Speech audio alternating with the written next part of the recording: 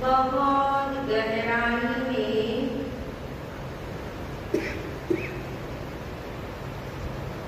अपने होने का एहसास करें।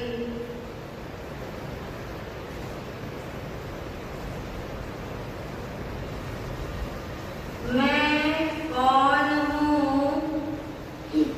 इसका निर्णय करें।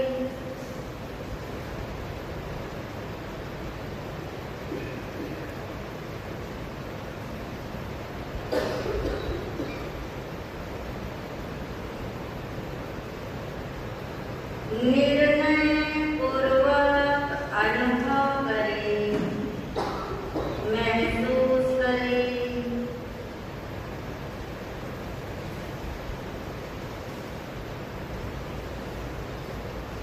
मैं आत्मा हूँ।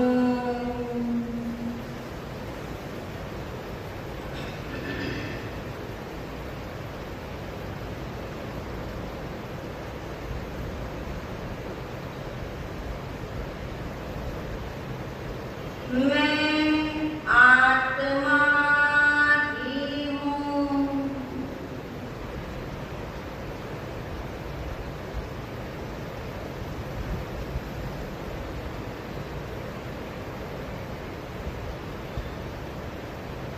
आत्मा के अलावा अन्य कुछ भी मैं नहीं हूँ।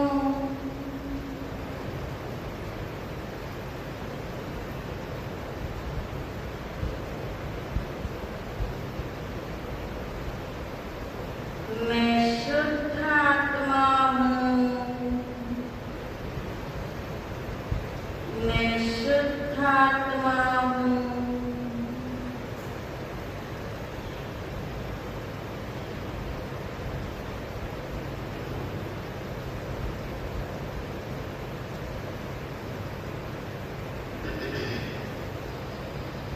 मैं आत्मा अनादि अनंत शुद्ध हूँ।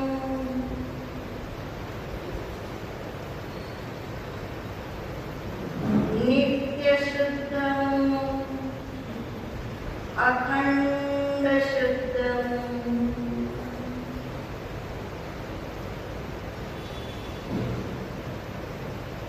अनंत गुणों का घनपिंड हूँ।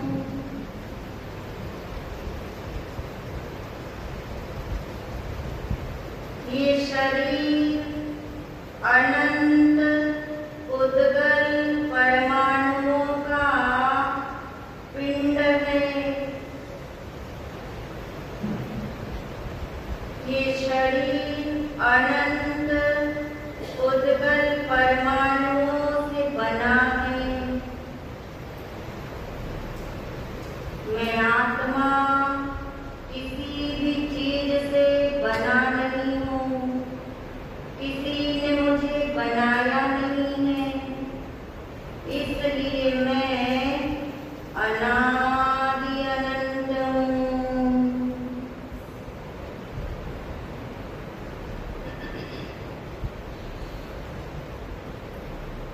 जो उद्गल परमाणुओं से बना है वो एक दिन बिखर जाता है।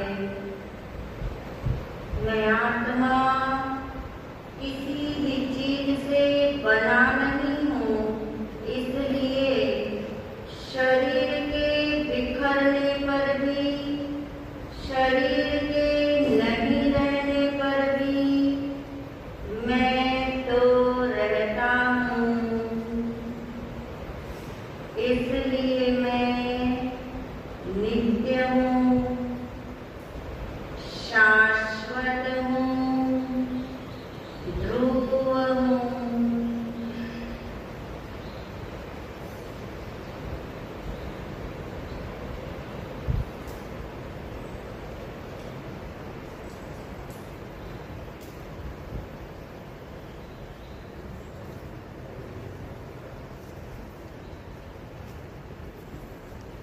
मैं आत्मा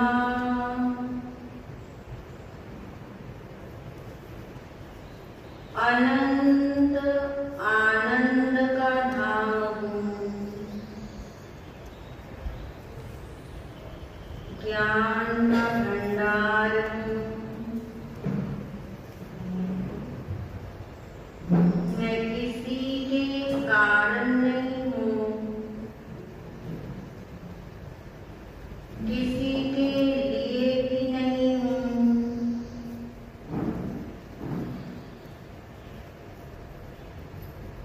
इस शरीर के साथ रहता हूँ, मगर शरीर मैं नहीं हूँ।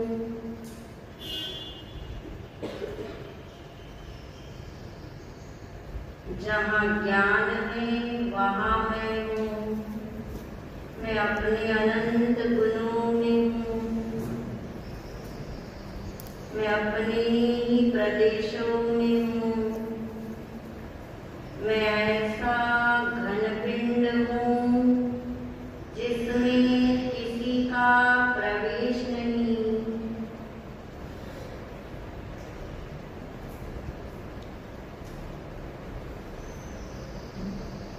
ना कुछ मुझ में आता है, ना मैं कहीं जाता हूँ।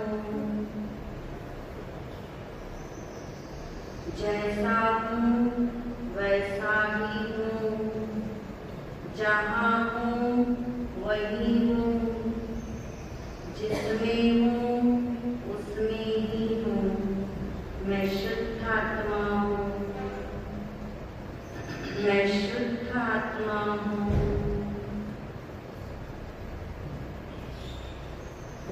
मैं शुद्ध आत्मा हूँ। मेरा जन्म नहीं, मेरा मृत्यु नहीं।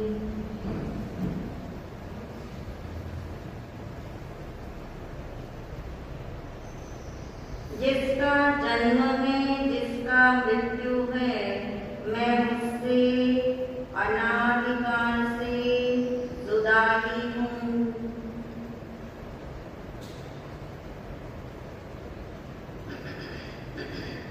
जिसकी वजह से जन्म है, जिसकी वजह से मृत्यु है, उन कर्मों से भी मैं अलग ही हूँ।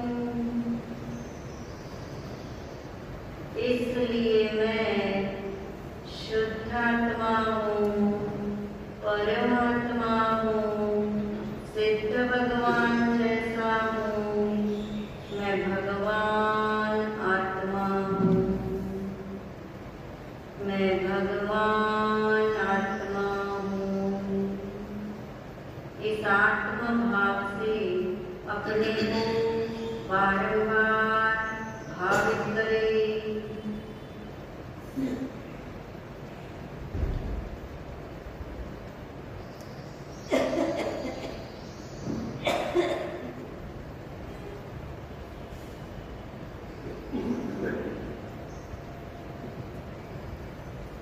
मैं हूँ आत्मा परमात्मा। मैं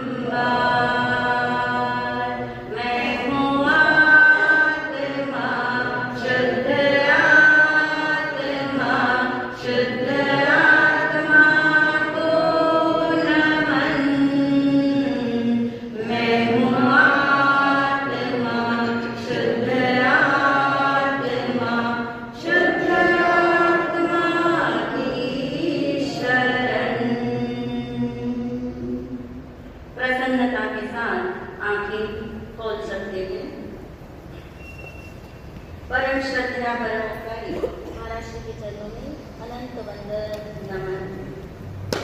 सभी श्रद्धात्माओं को अनंत वंदन नमन।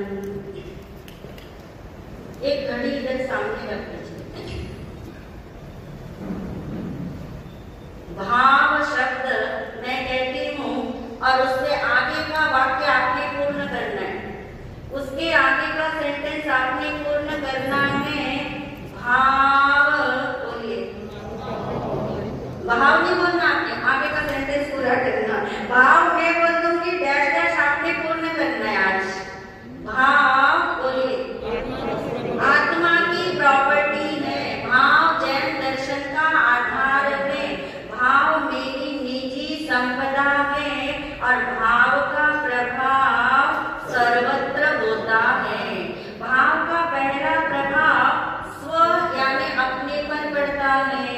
भाव का दूसरा प्रभाव पर यानी सामने वाले पर पड़ता है और भाव का प्रभाव वातावरण पर भी पड़ता है। इसी बात को समझने के लिए कल हमने प्रारंभ किया था कि भाव का प्रभाव अच्छी तरह से समझाने के लिए आगम के अंदर 5 पॉइंट बताए गए थे।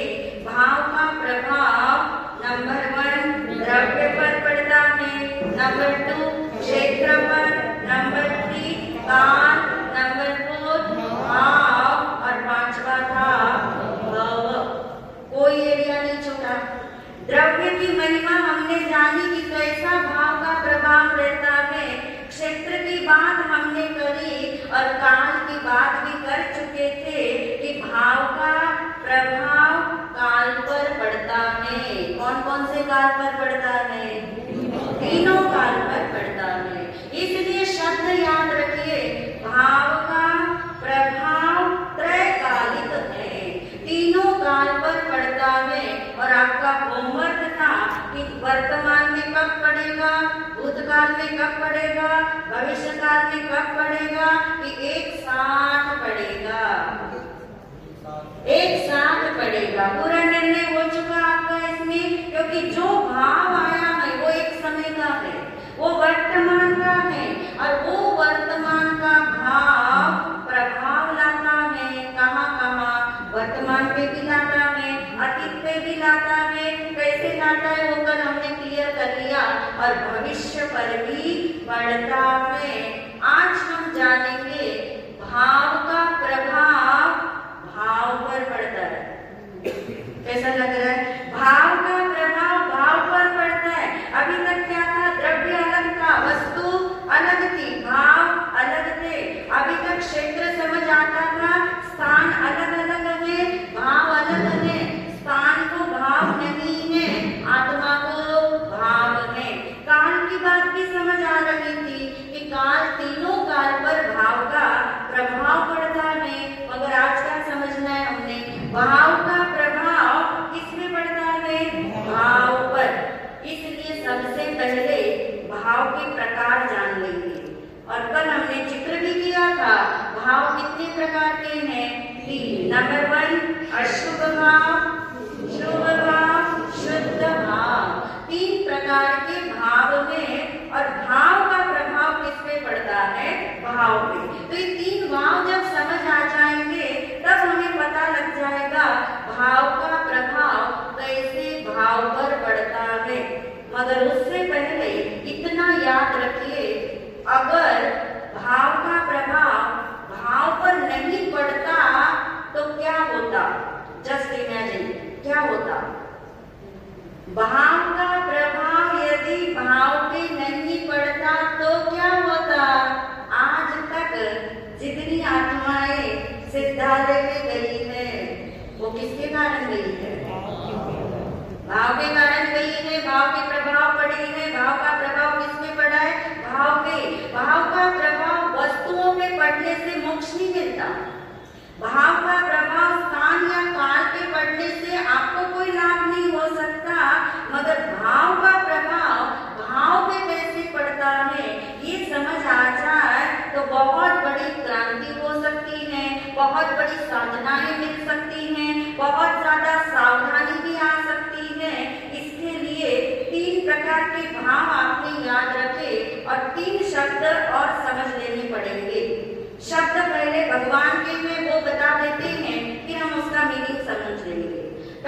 शब्द है हेय।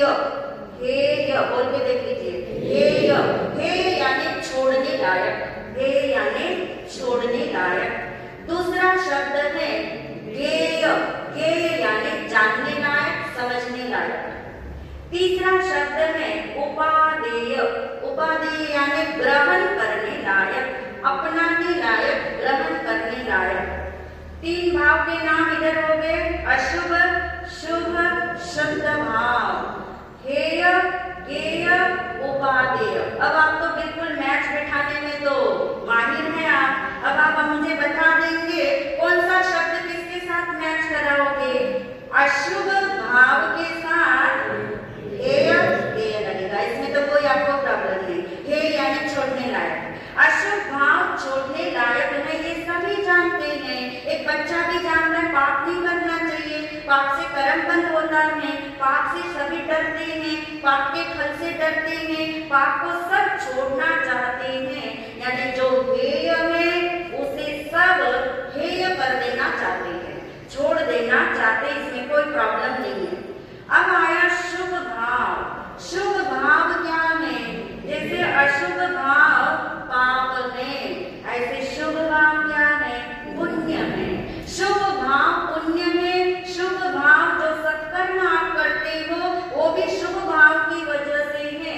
जो धर्म क्रियाएं करते हो वो भी शुभ भाव है। जो आप आत्म भावना भाते हो वो कौन सा भाव है? बोलिए। शुभ है कि शुद्ध है? शुभ मानने वाले हैंड रेज करिए, क्योंकि वर्ड्स ऐसे हैं कि जो जल्दी से शुद्ध और शुभ सुनना समझ आए। आत्म भावना भी कौन सा भाव है? शुभ भाव है, शुद्ध भाव नहीं है। ये पक्का करना। आप ये ना सोचे स्वाध्याय हम करते हैं, ध्यान लगाते हैं, आत्म भावना गाते हैं, सामायिक कौशल आदि जो भी करते हैं वो सब धर्म क्रियाएं हैं, धर्म क्रियाएं हैं, और इसलिए वो सब क्या है? शुभ भाव है। शुभ भाव गेय होंगे कि उपादेय होंगे? जानने लायक होंगे कि ग्रहण करने लायक होंगे? जानने लायक होंगे। यानी इसे समझना है। पाप को ज्यादा न समझो तो चलता है, क्योंकि आप समझे हुए हैं। यानी पुण्य को समझना पड़ता है, शुभ कर्म को समझना पड़ता है। यानी जो भाव के यानी जानने लायक है।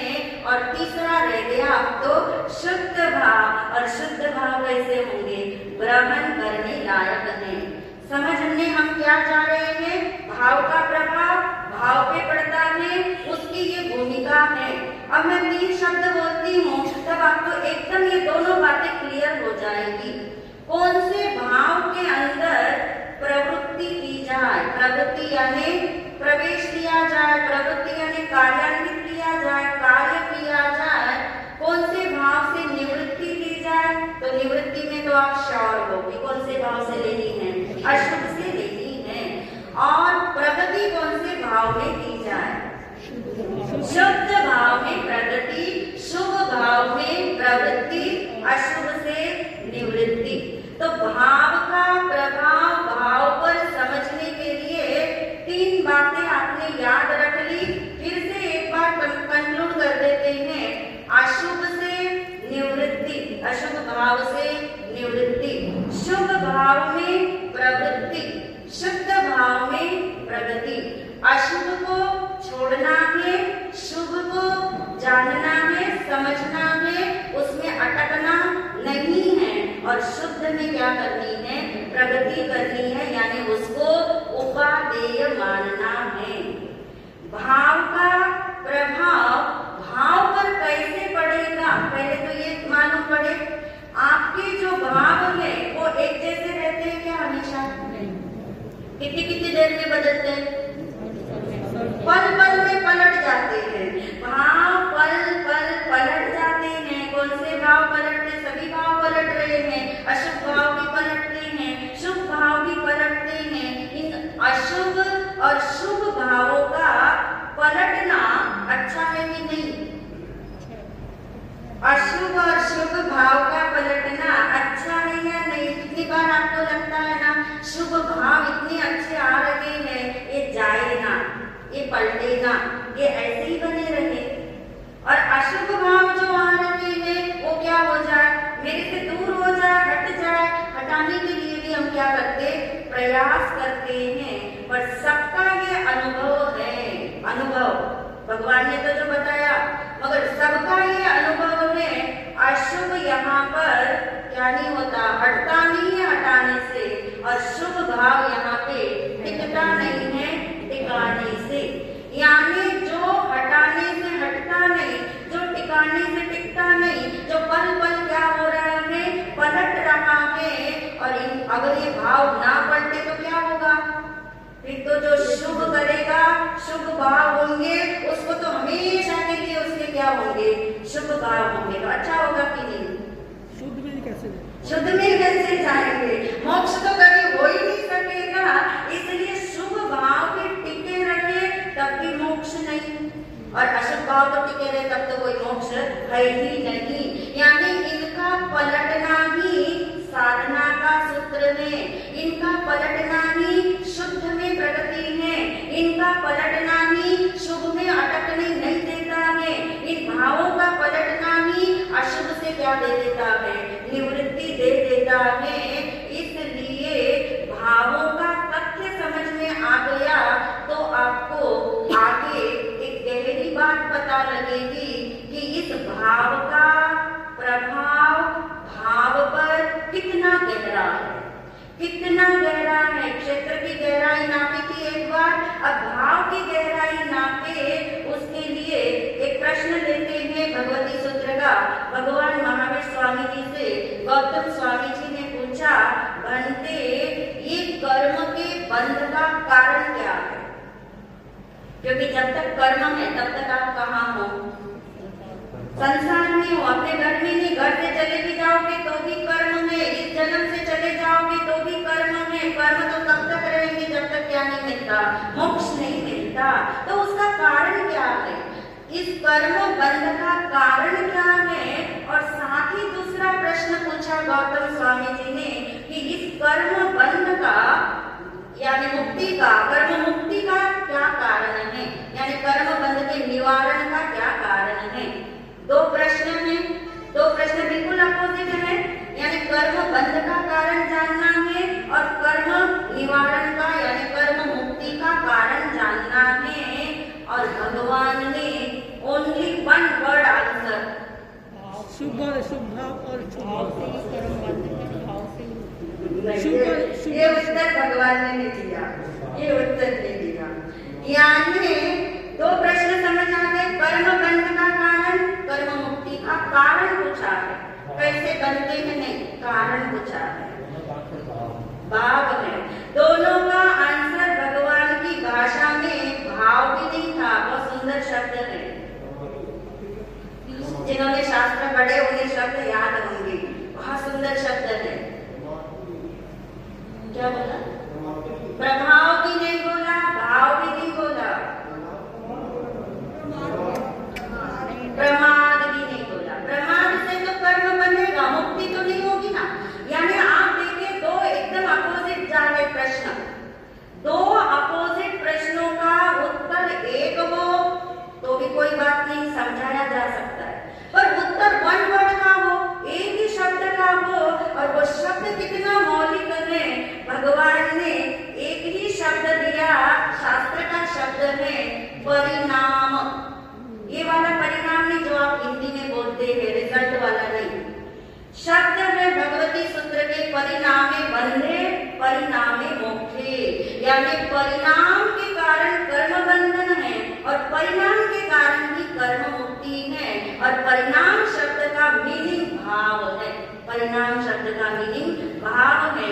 भगवान का बताया गया शब्द परिणाम है, जिसे और टफ शब्द है ये, सिर्फ सुन लो, याद मत रखना। अध्यवसाय, परिणाम, अध्यवसाय या भाव एक एक साथ ही होते हैं। अब शब्द दिया परिणाम, भगवान ने तो इतना ही बोला और गौतम स्वामी को समझ आ गया कि परिणाम यानी भाव से ही कर्म बंधन है, भाव से ही कर्म मुक्ति है। एक ही वर्ड और दोनों चीजें सद जाएगी। भाव से ही संसार में, भाव से ही मोक्ष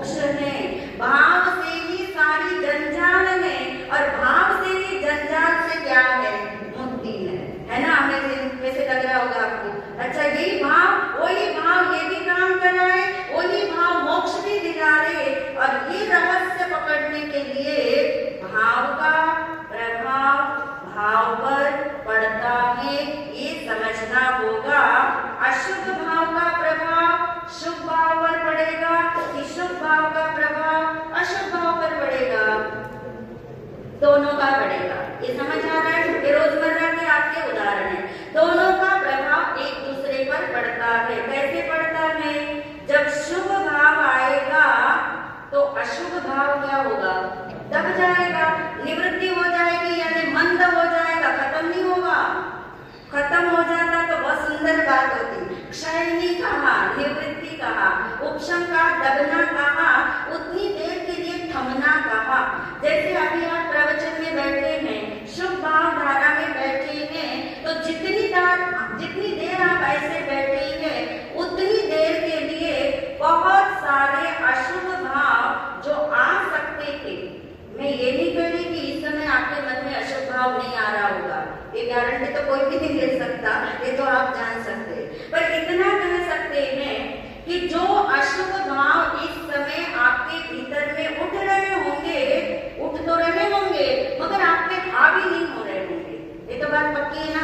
आपको याद आ रहा होगा कुछ ना कुछ, घर का, इधर का, उधर का, मान लीजिए, पर फिर भी आप अरे एक शब्द भी निकल जाएगा तो आगे की बात समझ नहीं आएगी। फिर से आपके ऊपर ये भावधारा हावी होती है, यानी अशुभ आएगा मगर अशुभ टिकेगा नहीं। इसका नाम है निवृत्ति। अशुभ से निवृत्ति होती है जब शुभ भाव की क्या होती है? प्रवृत्ति होती है। जितनी देर आपका शुभ भाव टिका रहेगा, उतनी देर अशुभ से आप क्या रहेंगे? निवृत्त रहेंगे। इसका मतलब ही ये है, तभी तो कहते हैं धर्म स्थान में जाओ, तभी कहा जाता है अच्छी क्रियाएं करो, अच्छे भाव रखो, सामायिक करो, स्वाध्याय करो, धर्म क्रियाएं करो, ताकि अशुभ भाव पर क्या पड़ेगा? प्रभाव। कैसा प्रभाव पड़ेगा? निवृत्ति वाला। शुभ में प्रवृत्ति हो तो अशुभ से क्या मिलती है? निवृत्ति। और अशुभ में प्रवृत्ति हो जाए तो शुभ से क्या होगी? निवृत्ति। दूसरा एक नियम याद रखिए, एक बार जो भाव किसी एक को आ गया, समूह के अंदर बैठे हुए, जैसे अभी हम सब समूह में बैठे हैं, हम क्यों बोलते हैं आपको दाएं बाएं ऊपर नीचे मत देखो, अगर मैंने कोई बात कही है तो आप पीछे मुड़ के मत देखो, आप एक ही फोकस रखो ताकि आपकी भावधारा चेंज ना हो। और समूह में बैठने के बाद बहुत बड़ी जिम्मेदारी है, वो जिम्मेदारी आज हम आपको बता देना चाहते हैं। क्या है जिम्मेदारी? कैसी जिम्मेदारी? इसी आधार पे कि एक का भाव पलटा, इसका नाम है संक्रमण।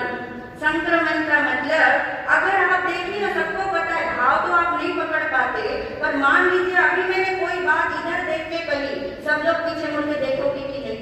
अभी देखा था ना मैंने, घड़ी की बात करी तो सब लोग पीछे देख रहे। यानी समूह के अंदर आपकी जिम्मेदारी ये है कि आपके भाव में यदि चेंज आता है तो वो संक्रमण करता है। संक्रमण का मतलब ट्रांसफर होता है। ट्रांसफर का मतलब भाव का प्रभाव दूसरों के भावों पर, आपके भाव पे तो पड़ा ही पड़ा, पर समूह में बैठे हैं ना तो दूसरों के भाव पे भी पड़ता है। इसके लिए इतिहास का एक उदाहरण है, प्रमाण देने के लिए। हर चीज का लॉजिक है, हर चीज के प्रमाण है। जैनिज्म के कोई भी शब्द, कोई भी वाक्य, कोई भी भाव अंधश्रद्धा वाला नहीं है। ये बात और है कि आप लॉजिक नहीं समझते, लॉजिक नहीं जानते, प्रमाण तक नहीं पहुंचते। इतिहास बताता है, आप सबको पता है, एक अवसरपिनी या एक उत्सर्पिनी काल में कितने चक्रवर्ती होते थे? कितने चक्रवर्ती होते हैं? 24 तो तीर्थंकर होते हैं, चक्रवर्ती उससे आगे 12 चक्रवर्ती। 12 चक्रवर्ती में से एक चक्रवर्ती का नाम जो अभी इस अवसरपिनी काल में हुए, जिनका नाम था शुभम चक्रवर्ती, सुन रखा होगा। और ये शुभम चक्रवर्ती मरकर कहाँ गए शायद किन्हीं किन्हीं को ये भी पता होगा।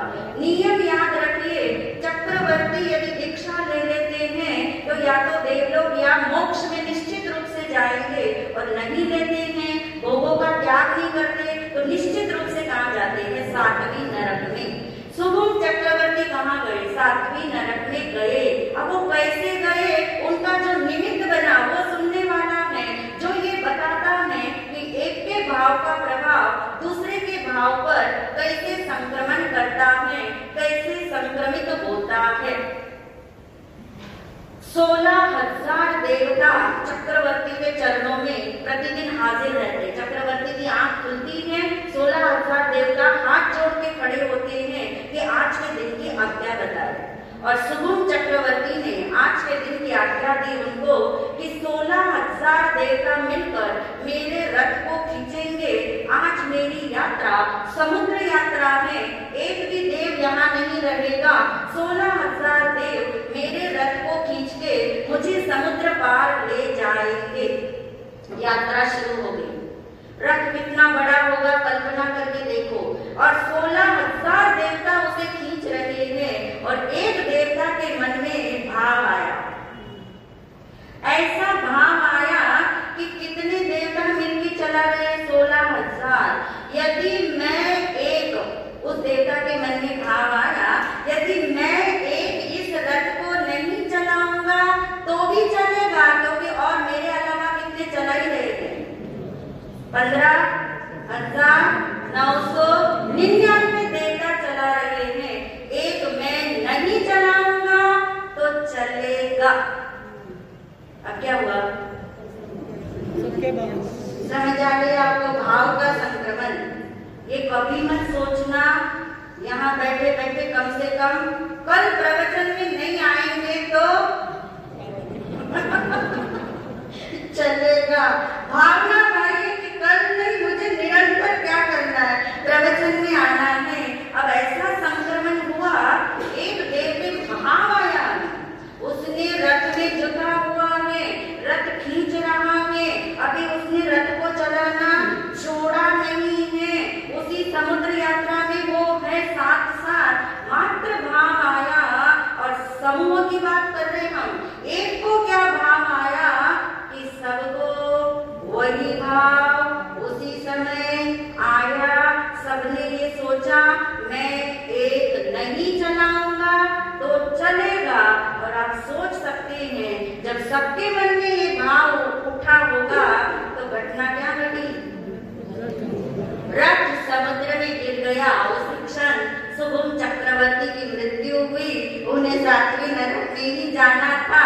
ऐसे ही सारे निमित्त फिक्स थे, मगर हमें ये समझना है कि भाव का प्रभाव, जैसे अशुभ भाव का प्रभाव भी संक्रमित हुआ, ऐसे शुभ भाव का भी प्रभाव संक्रमित होता है। इसलिए शुभ भावनाएं भाई जाती है, आत्म भावनाएं भाई जाती हैं। 3 मनोरथ रोज आप भाते हो, शुभ भावना, मंगल भावना, मंगल मैत्री प्रतिदिन करते हो। उसका कारण ही यही है, उसका कारण ही यही है। भाव का प्रभाव भाव पर पड़ता है। जितना शुभ भाव धारा में रहोगे उतना अशुभ से निवृत्ति होती है। आगे हम समझेंगे शुद्ध भाव के लिए कि शुद्ध भाव में कैसे जाना होता है। इसके लिए हमें भाव का विज्ञान, साइंस है ये पूरा भाव विज्ञान है, भावों का साइंस है। ये भाव कैसे टर्न लेते हैं, कितने मोड़ भाव के होते हैं। क्या शुभ भाव सदा शुभ रहेगा या शुद्ध में जा सकता है? अशुद्ध से क्या हम सीधा शुद्ध में जा सकते हैं? इस पे आप भी थोड़ा चिंतन करना, तभी हमें अगला 5वां पॉइंट समझ आएगा कि भाव का प्रभाव किस पे पड़ता है। भाव और अभाव होने में भी ये भाव कैसे निमित्त बनते हैं, इसकी चर्चा आगे करेंगे। आज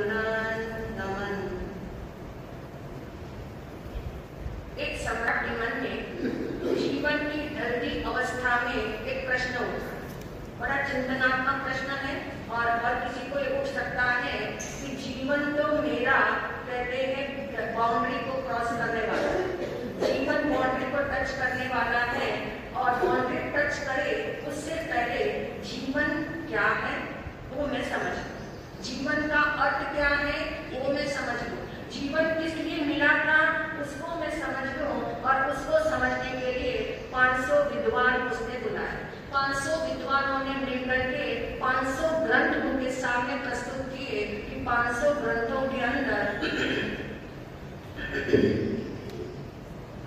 500 ग्रंथों के अंदर ये बात, ये सत्य समाया हुआ है और वो सत्य ये है कि इस जीवन का प्रयोजन क्या है। जिस जीवन को हम सब जी रहे हैं, इस जीवन को केवल हम पूरा नहीं कर रहे हैं, इस जीवन की केवल सांसें पूरी नहीं कर रहे हैं, इस जीवन का कोई अर्थ है, इस जीवन का निश्चित कोई अर्थ है और वो अर्थ क्या है उस अर्थ को मुझे जानना है। और उन्होंने कहा 500 ग्रंथ पढ़ना, 500 ग्रंथ को पढ़ाए सुनना बहुत कठिन काम है। इन शॉर्ट में मुझे बताओ, समय मेरे पास ज्यादा नहीं, धरती अवस्था के अंदर 5 इंद्रियों के स्टेशन बहुत वीक हो चुके हैं और मुझे इतना एफर्ट नहीं करना। और कहते हैं विद्वानों ने 1 महीने का टाइम रखा, 1 महीने का टाइम दो और हम सारा कुछ क्या करते हैं कंसाइसली आपको एकदम सॉलिड के रूप में बता सके। और उस तरह से 1 महीने के बाद कहते हैं 5 ग्रंथों को लेकर के आ गए। अब 5 ग्रंथ कौन सुनेगा, कब सुनेगा? 1 ग्रंथ पढ़ना भी क्या होता है, कठिन काम है, कोई पढ़ना आसान काम नहीं है। और उन्होंने कहा ये भी मुश्किल है और कहते हैं उन्होंने 5 पन्नों के अंदर उस बात को ला दिया। लेकिन उन्होंने कहा ये भी सुनना मुश्किल है, 1 वर्ड में बताओ, 1 वर्ड में जीवन का अर्थ क्या है, जीवन किस लिए मिला है, जीवन मिलने के बाद करना क्या होता है। जैसे तैसे जीवन बिता देना उसका नाम जीवन है या कुछ और भी अर्थ है। और कहते हैं उन विद्वानों में से एक विद्वान ने 1 वर्ड के अंदर बहुत सुंदर बात बता दी। आज उस 1 वर्ड की चर्चा, क्योंकि जो हमारा ठाणन सूत्र का 8वां स्थान, 8वां पद 8 बातों का चल रहा है, उसको और डिटेल में समझने के लिए, उसको समझने के लिए कि यदि मुझे उत्थान करना है तो मुझे प्रयोजन जानना होगा। I need 1 strong reason. कोई भी काम करो एक स्ट्रॉन्ग रीजन पीछे होता है।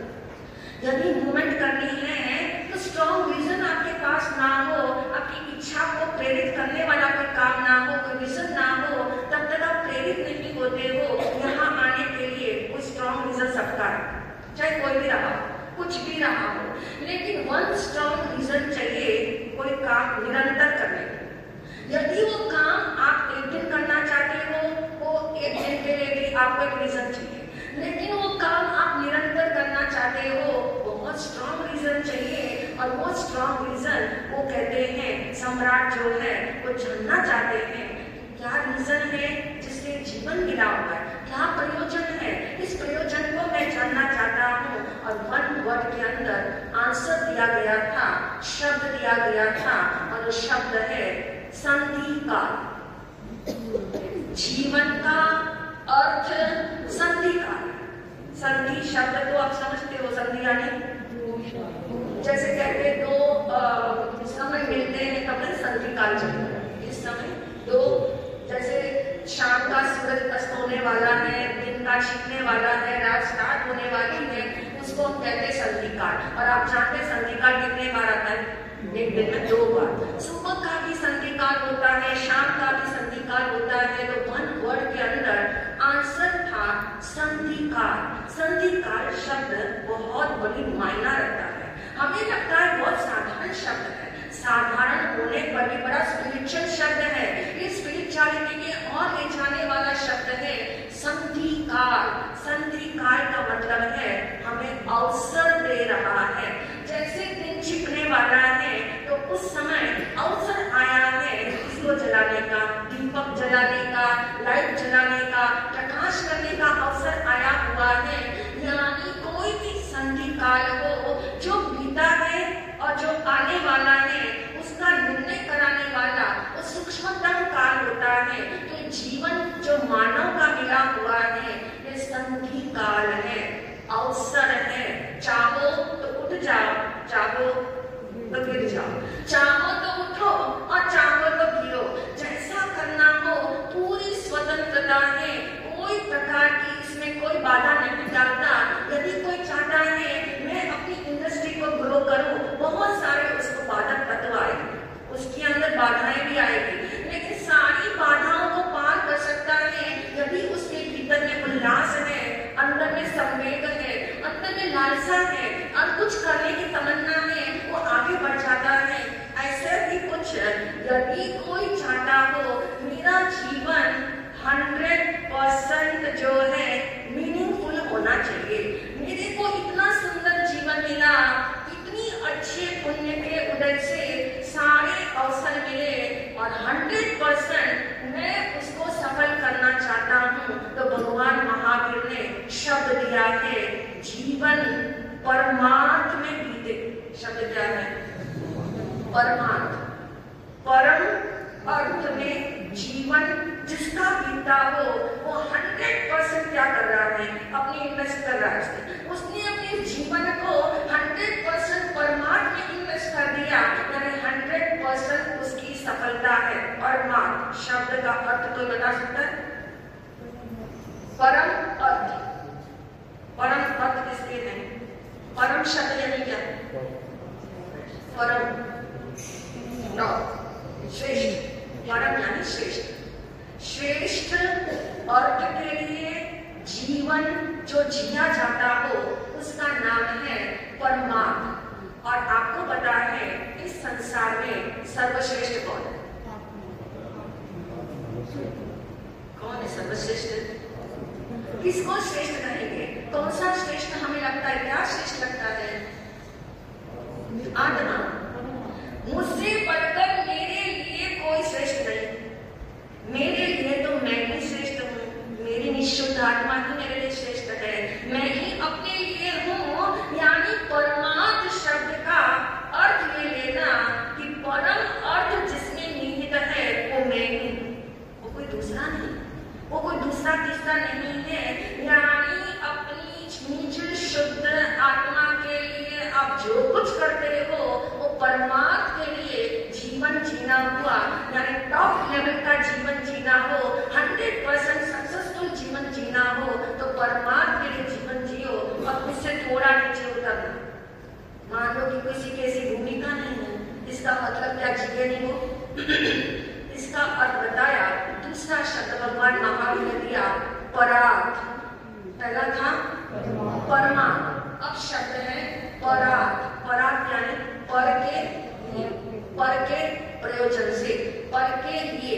अब पर के लिए परम अर्थ नहीं घटित हुआ जब परम अर्थ में इतना इंटरेस्ट नहीं आया, जब अपनी आत्मा के इंटरेस्ट इतना नहीं आता हो, कोई बात नहीं, भूमिका तैयार करने की बात है।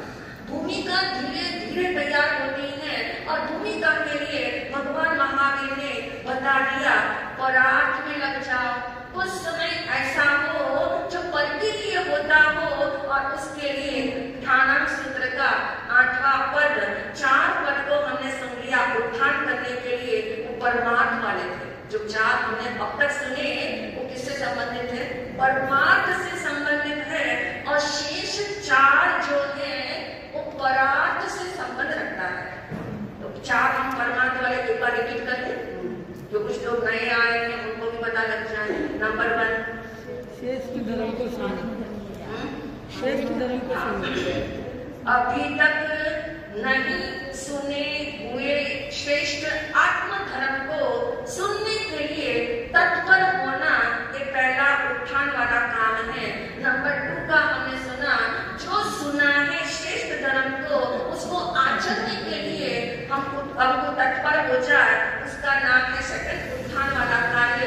और 3rd वाला बताया था नए नए पापों से बचने के लिए संयम शब्द को जीवन में स्थान दिया जाए, उसका नंबर 3 वाला जो था वो परमार्थ कार्य था।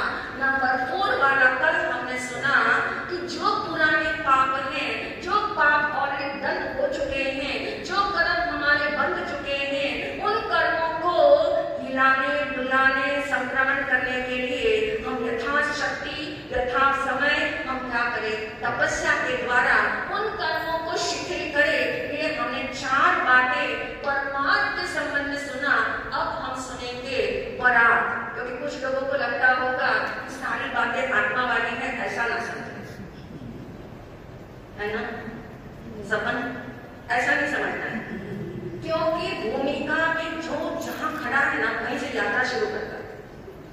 किसी व्यक्ति का घर गंगा तट से बहुत दूर है और वो उसके घर के निकट जो गंगा तट होगा वहीं पे जाके स्नान करेगा, वो दूर जाके स्नान नहीं करेगा।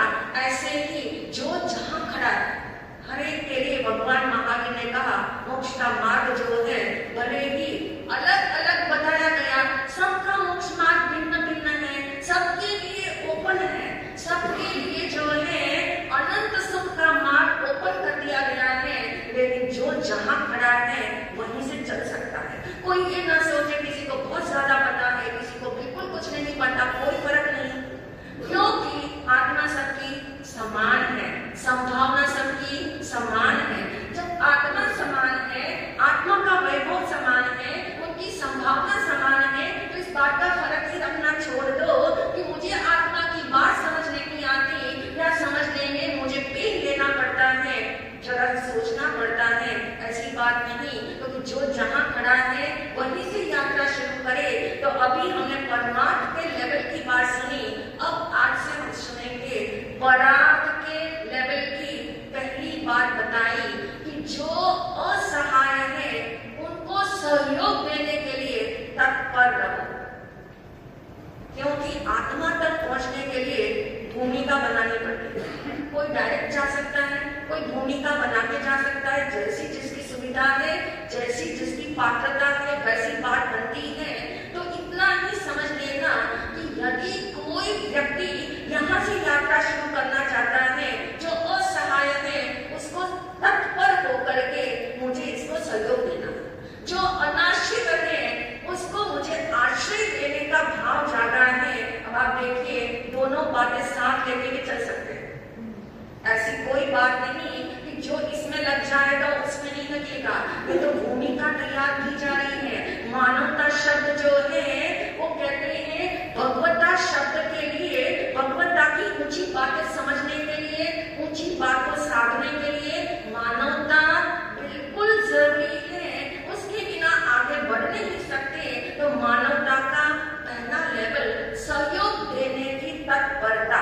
अब सहयोग शब्द की व्याख्या, सहयोग शब्द सह प्लस योग, सह यानी साथ, योग यानी जुड़ना। किसी के साथ आप जुड़ते हो, कोई व्यक्ति आपके घर में भूमिका अदा करता है नौकर के रूप में, सेवक के रूप में, कोई भूमिका अखबार वाला है वो अखबार वाले की भूमिका है, कोई धोती वाला है उसकी भूमिका अलग है। यानी आप देखिए आपके जीवन के अंदर आपके उदय काल से, किसी के नहीं, आपके अपने ही, आपके अपने ही जो कर्म धारा आपकी चल रही है उसी के अनुसार इर्द गिर्द कुछ न कुछ लोगों का हमेशा रहना होता है, साथ जुड़ना होता है।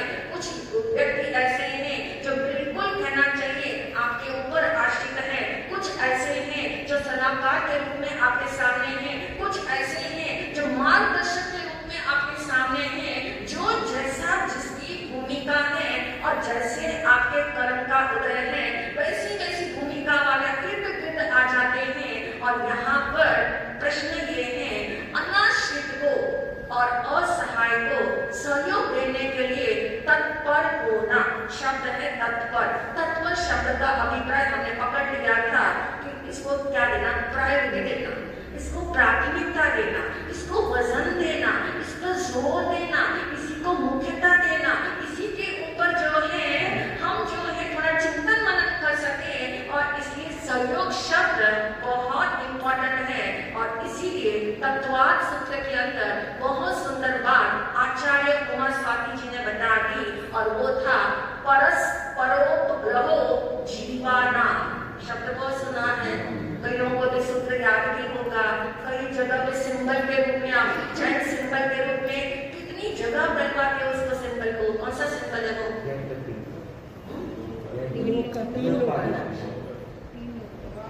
लोक का आकार।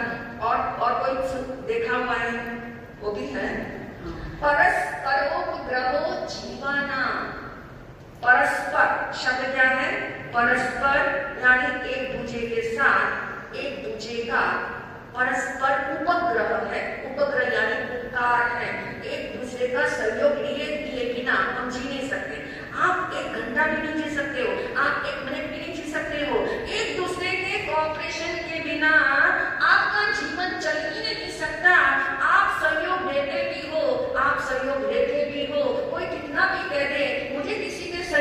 जरूरत नहीं। इसलिए किसी एक व्यक्ति ने बहुत सुंदर पंक्ति लिखी है कि कोई गरीब इंसान इस दुनिया में ऐसा नहीं जो किसी को सहयोग न देता हो, और कोई अमीर इंसान इस दुनिया में नहीं जो किसी का सहयोग लिए बिना जी सकता हो। यानी कहने का अभिप्राय, जो जिस लेवल पे खड़ा है, बिना सहयोग लिए दिए आपका जीवन नहीं चल सकता, क्योंकि परस्पर एक दूसरे का उपग्रह है, एक दूसरे के हमारे प्रभाव है। इसलिए तो भाव टच करते हैं, दूसरे का भाव हमें छू जाता है, हमारे भाव उनको छू जाते हैं, बिना शब्द बोले सब कुछ समझ में आ जाता है। इसलिए ज्ञानियों ने कहा परस्परोपग्रहो जीवाना, और उसको संदर्भ में समझ लेना है। केवल असहाय को सहयोग देने की बात नहीं, सहयोग कहाँ से शुरू होता है? कहाँ से शुरू करोगे? अपने आप से। बहुत सुंदर। अपने आप से अपने को क्या सहयोग देना है? दूसरे से। स्व के सहयोग के बिना, स्व का सहयोग यानी निःशुद्ध आत्मा का समझ लो, चलो वहां से शुरू करते बात। यानी अपना सहयोग, यानी मैं मुझको जान लूं, मैं अपने को जानूं, मैं अपने को जानूंगा, तो ये सहयोग किसका होगा? मेरा सहयोग मेरे लिए, मेरा सहयोग मेरे लिए। और उस मुझे जानने के लिए, मेरा स्वरूप समझने के लिए जिन जिन सदनिमित्तों की मुझे आवश्यकता है, जो सहयोग उनसे मुझे मिलता है, वो सहयोग लेकर के जानना किसको है? मुझे स्वयं को जानना है। बात भले ही वहां से शुरू करो, लेकिन कहते हैं सहयोग पहला जो है वो घर में देना चाहिए। राइट है कि नहीं? सुबह प्रवचन में आना है और 2 काम आपने भी कर लिए तो क्या हुआ? वो भी सहयोग है, वो भी सहयोग है। सहयोग किसको है? घर वालों को तो है ही, लेकिन पहला सहयोग आपके अपने लिए भी है। इसलिए कहा कि सहयोग की धारा जो है शुरू होती है, घर से शुरू होती है। घर के अंदर रहने वाले जितने आपके घर के लोग हैं, जितने आपके कहना चाहिए सेवक वर्ग हैं, जितने सेवक वर्ग आकर के चले जाते हैं, उन सब के लिए तत्परता का भाव हो। लेकिन आप जानते हैं सहयोग देने के लिए केवल असहाय को सहयोग देंगे और घर के जो सेवक हैं उनको सहयोग देने का भाव न जागता हो तो क्या कहें? क्योंकि बाहर जाकर के अनाथालय में दान देना अच्छा लगता है, वहां दान देकर के सुकून महसूस होता है, वहां जाकर के सेल्फ सेटिस्फैक्शन की फील होती है।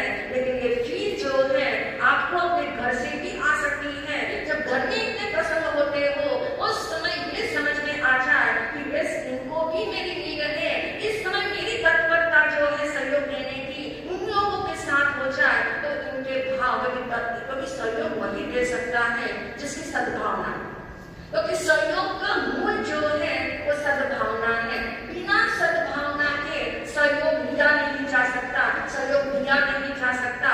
इसलिए कुछ लोग इस दुनिया में ऐसे हैं जो सहयोग सिर्फ लेते हैं, देते नहीं है। लोग ऐसे हैं, कुछ किस्म के लोग ऐसे हैं जो देते हैं पर लेते नहीं, और कुछ ऐसे हैं जो लेते भी हैं और देते भी हैं, और कुछ ऐसे हैं न लेते न देते।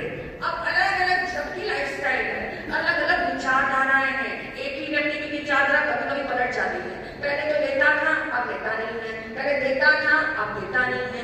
उसकी मर्जी है, उसकी भूमिका है। लेकिन सच तो ये है कि बिना सद्भावना के सहयोग निरंतर नहीं रह सकता। तो एटलीस्ट सहयोग के अंदर सद्भावना का तो सहयोग दिया जा सकता है, समय का सहयोग दिया जा सकता है, अटेंशन देने का सहयोग दिया जा सकता है। कुछ नहीं तो आप अपनी कोई बात, अच्छी सच्ची बात जो आपने सुनी समझी है, उसको भी किसी को दिया जा सकता है। यानी ये सब जो है सहयोग देने के तरीके हैं। सहयोग देने में अधिकांश लोगों का समझ आता है कि धन देना, पैसा देना, लेकिन वो केवल आंशिक सहयोग है, वो मात्र आंशिक सहयोग है और हर किसी को सहयोग की जरूरत भी नहीं होती। तो भूमिका अलग अलग होती है।